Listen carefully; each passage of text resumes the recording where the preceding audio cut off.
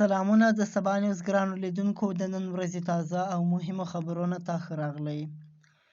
ریچارډ بنیټ د نړیوالې محکمې ته د جنسي تبعیض له کبله د طالبانو د راښکلو اعلان هرکلی کړی دی، خو د طالبانو حکومت یې پروپاګنډه بولي. د افغانستان لپاره د ملګرو ملتونو د بشري حقوقو ځانګړي رپورټر د 4 هیوادونو د هغه اعلان هرکلی کړی ده چې ګواښ کړی ده د تبعیضي چلند له کبله به د طالبانو په ضد د عالمي عدالت محکمې ته شکایت وکړي. ریچارډ بنیټ دا د ښځو په وړاندې د هر راز تبعیضي چلند د مخنیوي کنوانسیون د سرغړونو له کبله له افغانستان سره د حساب کتاب کولو په برخه کې یو نشست بللی دی. ښاغلي بنیټ همداراز ویلي دي چې د کاناډا، استرالیا، جرمني او نیدرلند دا اعلان د ښځو او نجونو په ضد د کړنو جنایتونو له کبله عدالت ته د طالبانو د راښکلو لپاره یو مهم ګام دی.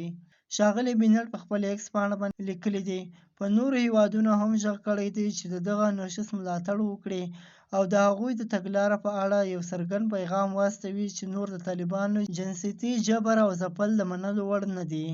ریچارډ بنیټ ویلي دي چې افغانانو په ځانګړي ډول ښځو ته باید پر ټولو بهیرونو کې معناداره ونډه ورکول شي.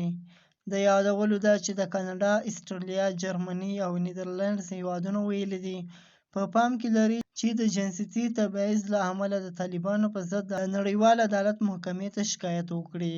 د طالبانو حکومت څه وایي؟ په افغانستان کې د طالبانو حکومت دا تورونه بې ځایه بللي دي.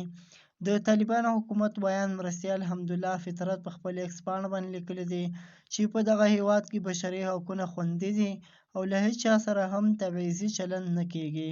ښاغلي فطرت همداراز ویلي دي چې ګواکې د یو شمېر ښځو په خولو هڅه روانه ده چې په افغانستان پسې پروپاګنډه وشي او وضعیت ناسم وښيي.